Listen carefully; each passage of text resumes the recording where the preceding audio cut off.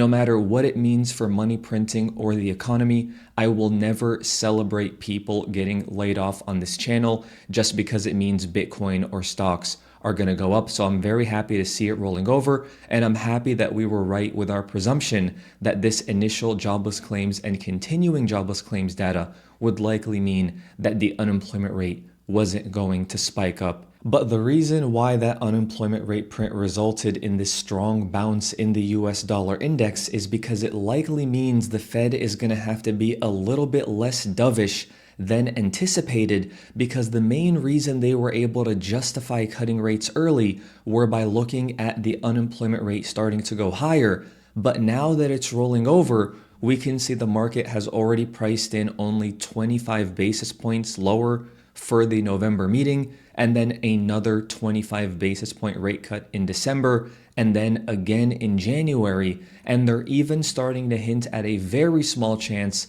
of no rate cuts happening in November and December, depending on the data. But right now, the consensus is 0.25% lower on the Fed funds rate in each meeting. And this is also going to depend very highly on what we see with the inflation data, because ever since the Fed announced rate cuts in late September, we've been seeing the inflation index going higher on Truflation, which tends to be a leading indicator on CPI and core CPI. And we have a very important CPI print coming up next week on Thursday. So if this Truflation reading is any type of warning sign, and we see inflation start to slowly tick higher over the next few months, it's going to be very hard for the Fed to justify continuing with cutting rates, especially with the stock market at all-time highs and the unemployment rate going down.